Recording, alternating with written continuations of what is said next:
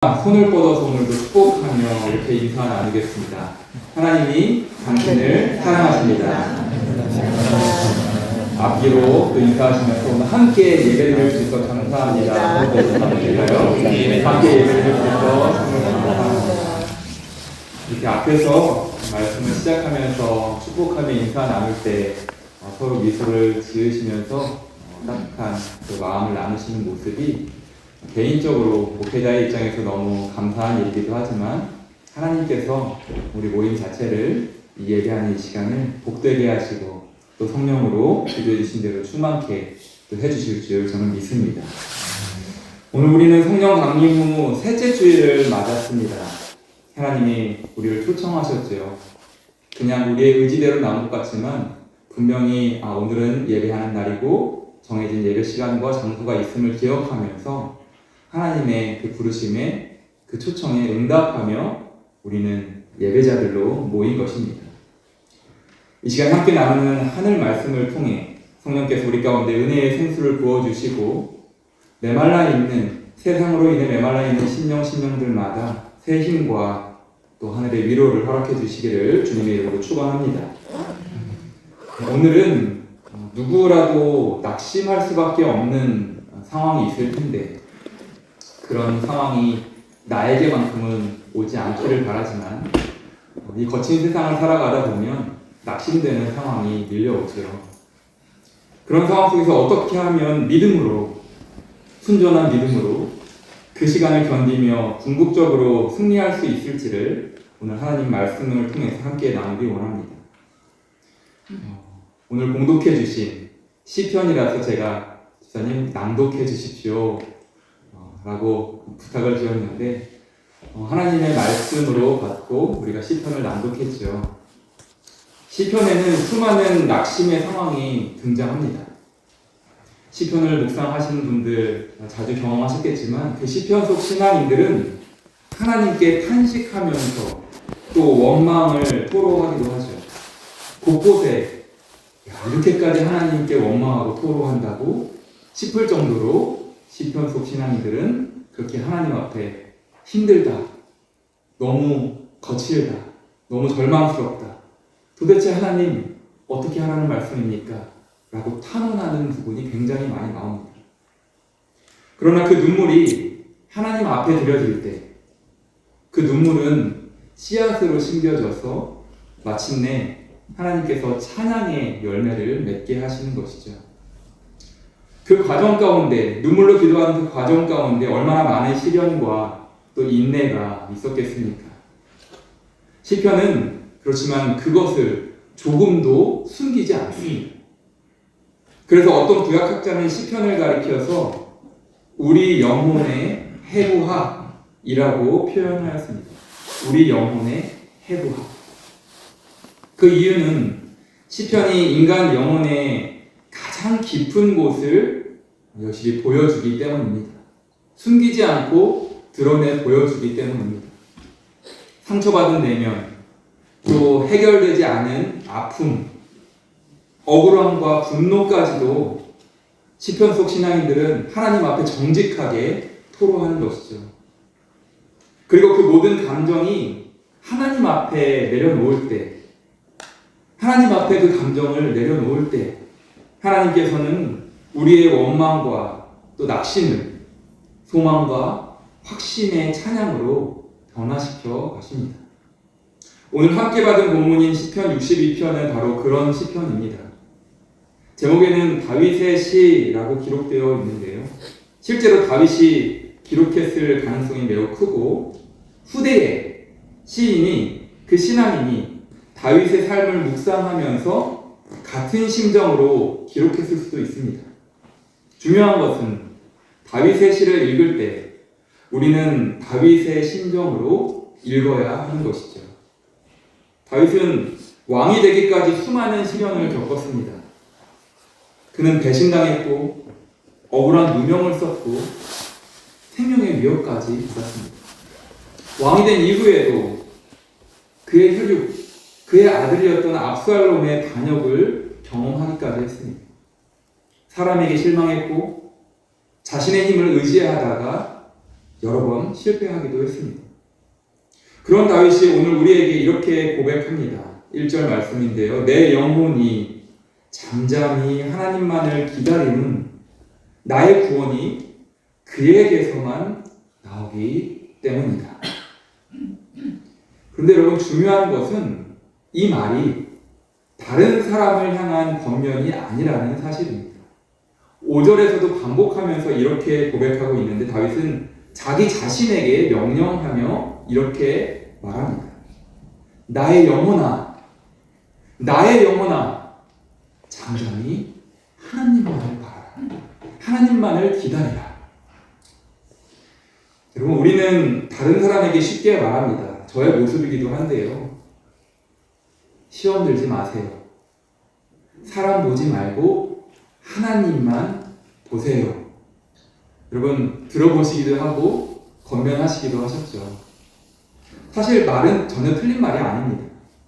그러나 정작 자신은 사람을 평가하고 또 사람에게 실망하고 사람 때문에 흔들린다면 내가 정말 순전한 믿음으로 진심을 넘어 전심으로 하나님을 바라보는 믿음으로 살고 있는 것이라고 과연 우리가 하나님 앞에 고백할 수 있을까요? 사실 하나님만 바라보라, 하나님만 기다려라 라는 이 말은 다른 사람에게 하기 전에 먼저 자신에게 해야 할 말입니다. 내 영혼아, 내 영혼아, 잠잠히 하나님만 기다려라. 얼마나 귀한 신앙 고백인지 모릅니다. 그러나 여러분, 이 고백은 결코 쉬운 신앙의 고백이 아닙니다. 왜냐하면 보고 싶은 하나님은 잘 보이지 않는데 우리에게 사람은 너무나도 잘 보이기 때문입니다. 하나님은 왠지 침묵하시는 것 같은데 사람들의 말은 너무 크게 들리기 때문이죠. 더구나 다윗은 잠잠히 하나님만 기다리라, 하나님만 바라보라 라고 고백합니다. 잠잠히. 여러분, 우리는 하나님께 탄원할 때가 있죠. 하나님, 답답합니다. 하나님, 정말 절망스럽습니다. 제가 무엇을 할 수 있을까요? 하나님, 왜 이런 일이 저에게 생깁니까? 왜 저에게 이런 고통을 주십니까? 정말 하나님이 계시기는 한 겁니까?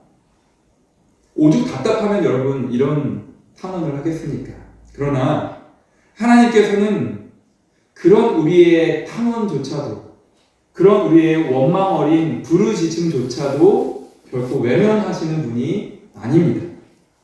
시편에는 그런 탄원 기도로 가득하죠. 그런데 문제는, 우리 사람의 문제는 바로 기도가 거기에서 멈춘다라는 것입니다.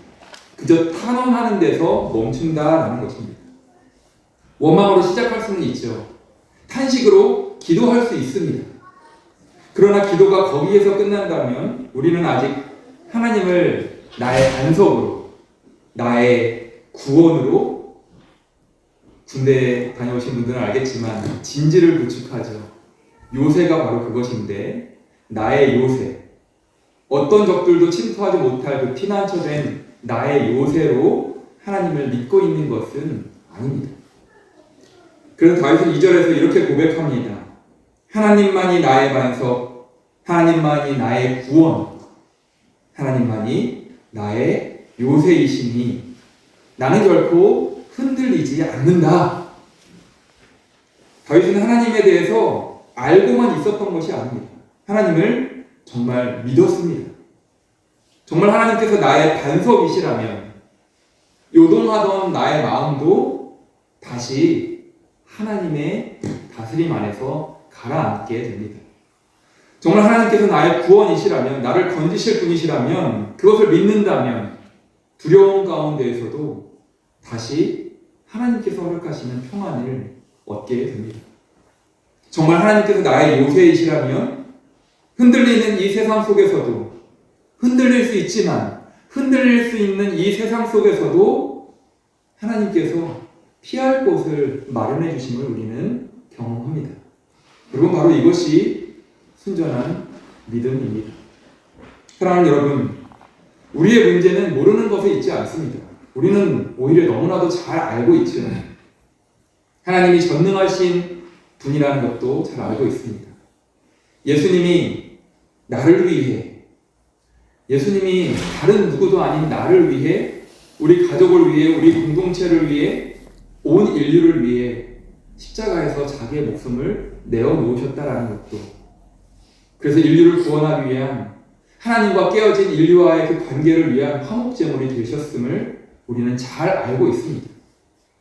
그리고 예수님이 약속대로 오신 성령님께서 보혜사로서 오늘 우리를 돕고 또 변호해 주시는 그런 변호사로서 우리와 함께 하신다는 것도 우리는 잘 알고 있습니다.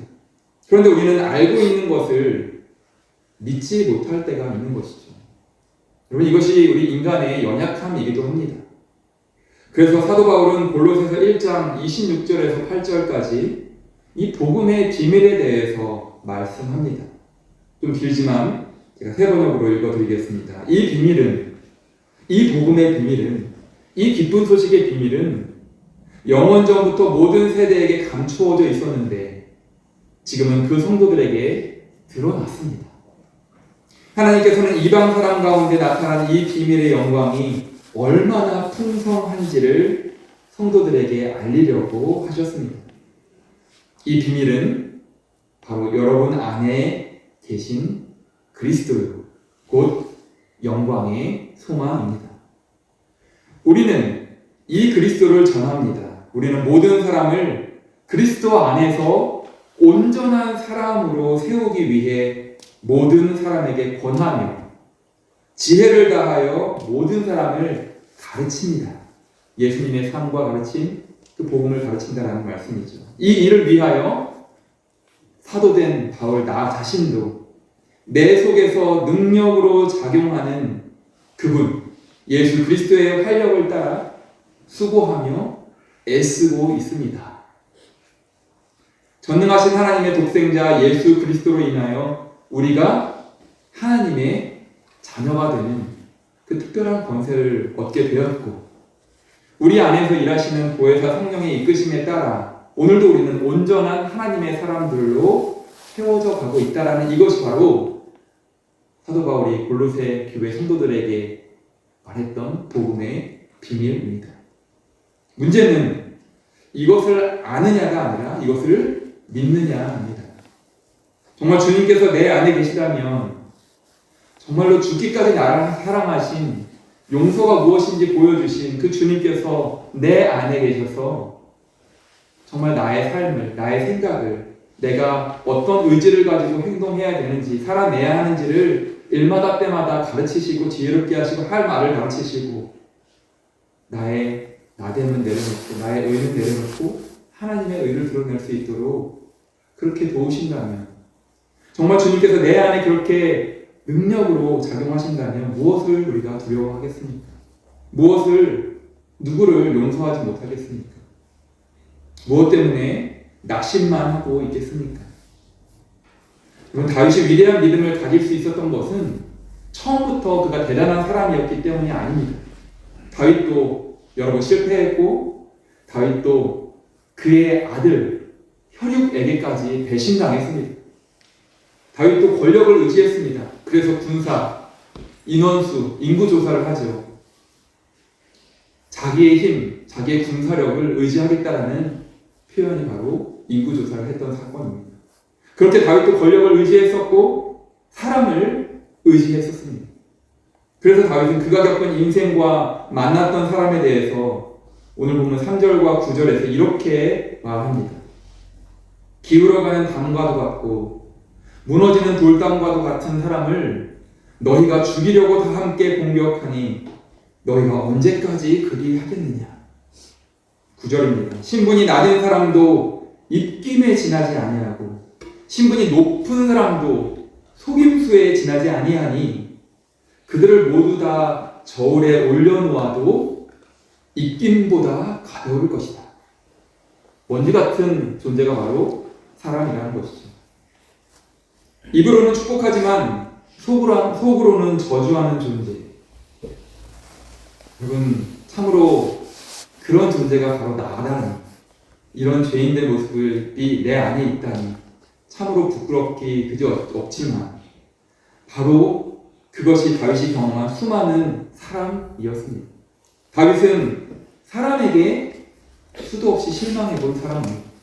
그래서 결국 그는 하나님께로 돌아오는 것입니다. 그리고 그는 계속해서 말합니다. 10절인데요. 억압하는 힘을 의지하지 말고 빼앗아서 무엇을 얻으려는 헛된 희망을 믿지 말며, 오늘날 세상에서 일어나고 있는 일들이죠. 빼앗아서 무엇을 얻으려는 헛된 희망을 믿지 말며 억압하는 힘을 의지하지 말고 재물이 늘어나더라도 거기에 마음을 두지 말아라. 재물과 하나님을 운트죠. 동격입니다. 재물과 하나님을 그 동격으로 놓고 우리가 섬길 수 없다. 예수님께서도 그것이 얼마나 어려운지 아시니까 그렇게 가르치셨던 것이죠. 재물이 나의 하나님처럼 나를 노예 삼을 수 있다는 것입니다. 오늘 다윗도 재물이 늘어나더라도 인간인지라 거기에 눈이 돌아갈 수밖에 없습니다. 그러나 거기에 마음을 두지 말아라. 다윗이 이렇게 말한 이유가 무엇입니까? 결국 사람도, 권력도, 재물도 우리의 참된 피난처가 될 수 없음을 미리 알았기 때문입니다. 경험했기 때문이죠. 솔로몬도 전도서에서 그렇게 온 세상 누릴 것 왕으로서 부국강경했던 시대였지 않습니까? 아버지 다윗으로부터 물려받은 그 튼튼한 나라에서 누려볼 것 다 누려본 솔로몬이 후대의 믿음의 사람들에게 고백했던 것이 바로 그것입니다. 하나님, 지혜의 근본이신, 능력이신 하나님만을 신뢰하는 것이 우리의 참된 지혜다라고 말이죠. 오직 하나님만이 우리의 피난처가 되십니다. 그래서 다윗은 반복합니다. 하나님만, 오직 하나님만. 그런데 여러분, 다윗이 원했던 것은 단지 문제가 해결되는 것이 아니었습니다. 그를 죽이려는 사울의 추격이 끝나는 것만이 목적이 아니었습니다. 그가 이스라엘의 왕이 되는 것만이 목표가 아니었습니다. 다윗이 기다린 것은 바로 하나님 자신이었습니다. 그가 바라보았던 것은 하나님 자신이었습니다. 이것이 다윗이 가진 믿음의 큰 비밀입니다. 하나님께서 무엇을 주시는가 보다 주실 수도 넉넉히 베푸시고도 부족함이 없는 그 사랑의 하나님을 알지만 하나님께서 주시는 그 무엇에 집중하기보다 그것을 가능하게 하시는 하나님 자신을 원했습니다.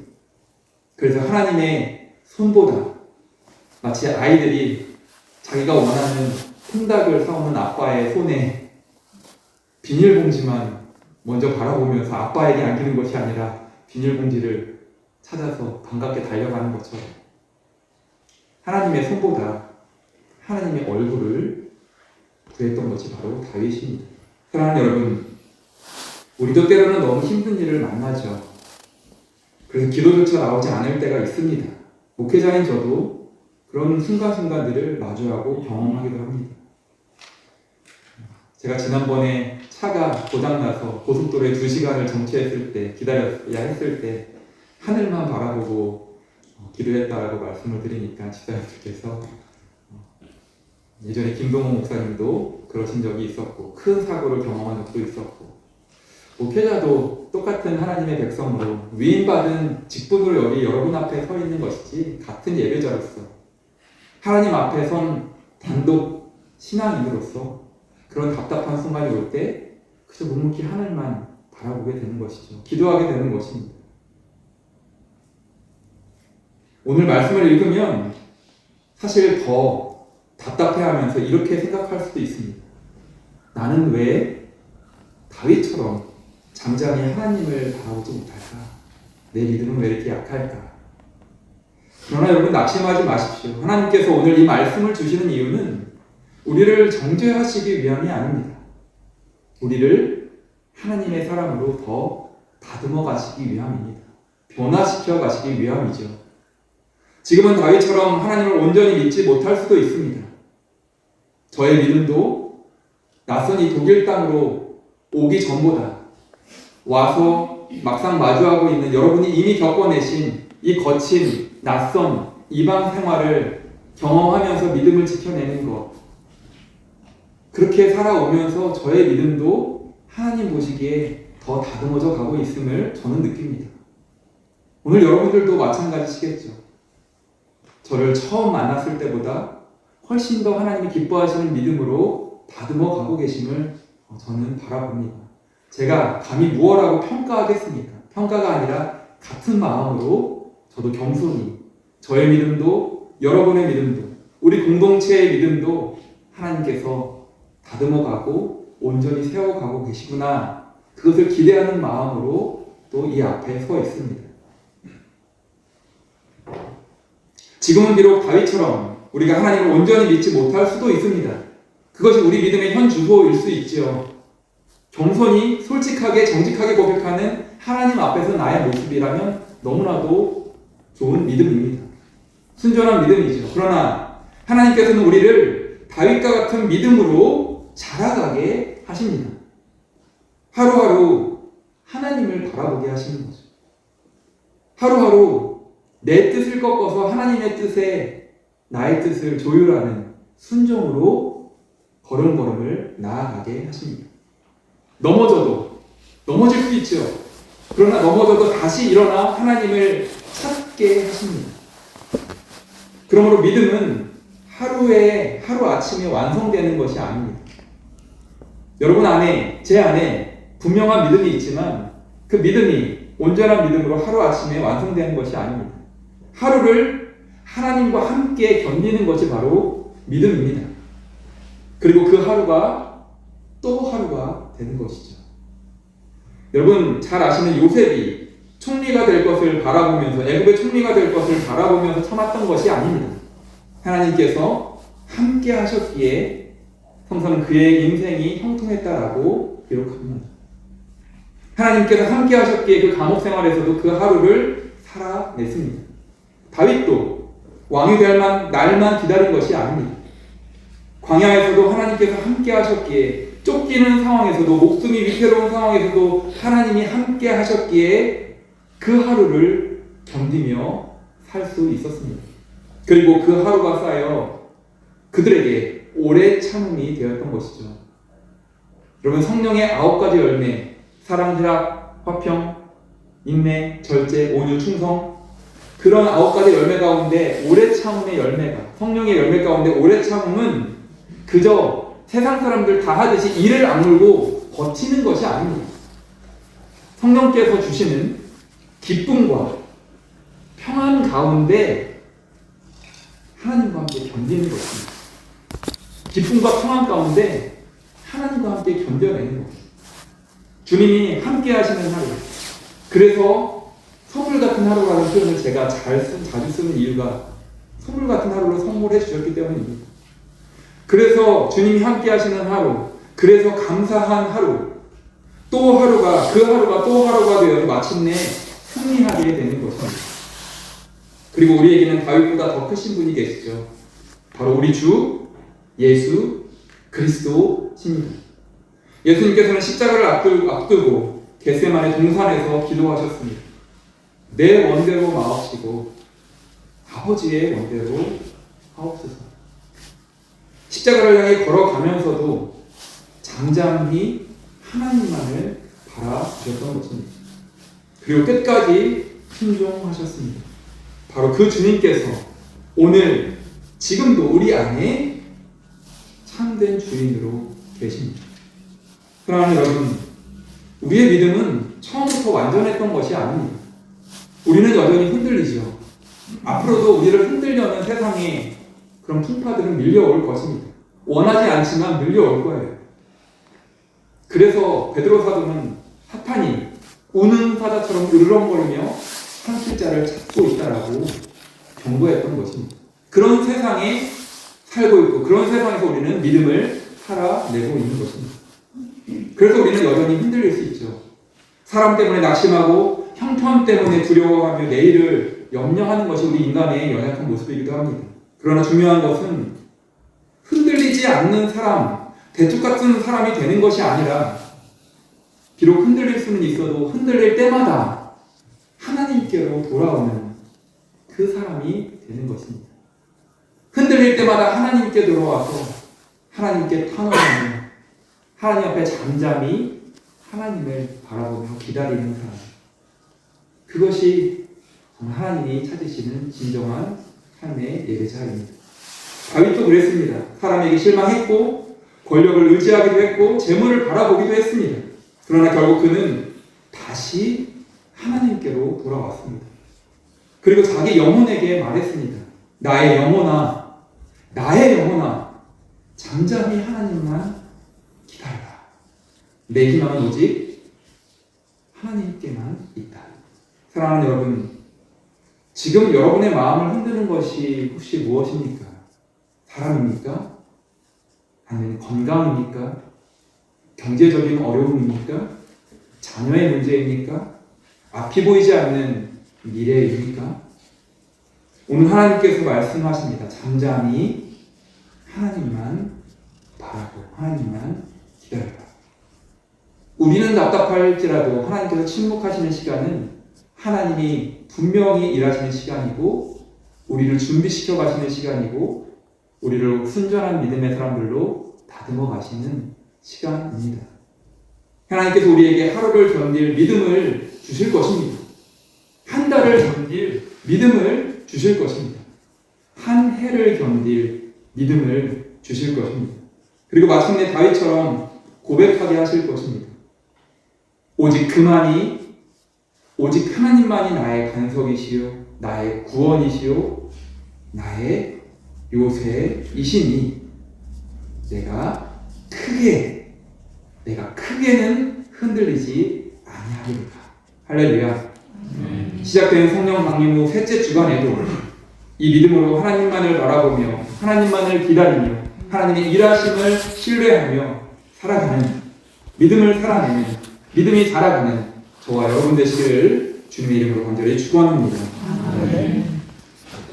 나의 영혼이 간절히 여호와를 갈망하며 나의 입술이 여호와를 찬양하니 나의 영혼이 즐거워하니 나의 영혼이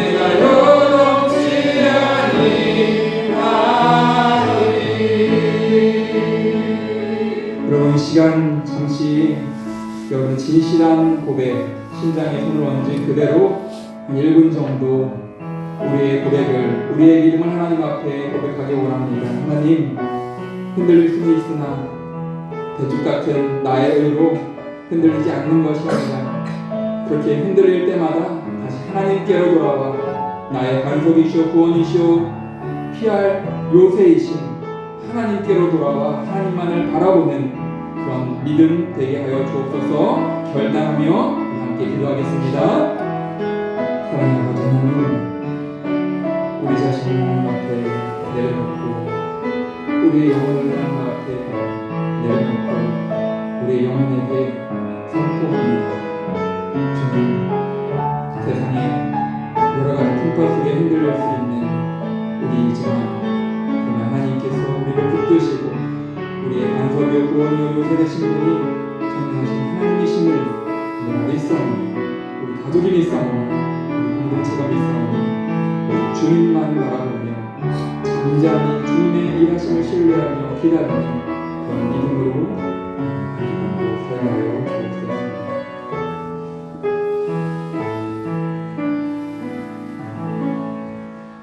사랑의 아버지 하나님, 오늘 시편 62편의 말씀을 통하여 우리의 영혼이 잠잠히 하나님만 바라야 함을 배우게 하시니 감사드립니다. 주님, 우리는 너무 쉽게 낙심합니다. 사람의 말에 흔들리고 환경의 변화에 두려워하며 눈앞의 문제 때문에 주님보다 세상을 더 바라볼 때가 많았습니다. 주님, 그런 우리를 불쌍히 여겨 주옵소서. 다윗이 수많은 시련 속에서도 오직 하나님만이 자신의 반석이요 구원이요 요새라고 고백하였던 것처럼 우리도 그런 믿음으로 자라가게 하여 주옵소서. 지금 마음이 지친 성도들을 붙들어 주시고 기도할 힘조차 없는 이들에게 성령께서 친히 탄식하며 도우시는 은혜를 허락하여 주옵소서. 문제가 해결되지 않았을지라도 상황이 달라지지 않았을지라도 하나님께서 우리와 함께 하신다는 사실 하나만으로 평안을 누리게 하여 주옵소서. 오늘 하루를 견디게 하시고 내일을 살아갈 힘을 주시며 성령의 열매인 오래 참음을 우리 안에 풍성한 삶의 열매로 결실하게 하옵소서. 십자가를 향하여 묵묵히 걸어가신 우리 주 예수 그리스도를 바라보게 하시고 그 주님처럼 아버지의 뜻을 신뢰하며 순종하는 삶을 살게 하여 주옵소서. 우리의 영혼이 다시 주님께 고백합니다. 오직 주만이 나의 반석, 나의 구원, 나의 요새이시니 내가 크게 흔들리지 아니하리로다. 이 고백이 우리의 삶이 되게 하시고 어떤 상황 속에서도 하나님만 바라보는 믿음으로 승리하게 하여 주옵소서. 우리의 영원한 소망 되시며 우리 안에서 능력으로 일하시는 예수 그리스도의 이름으로 기도드리옵나이다.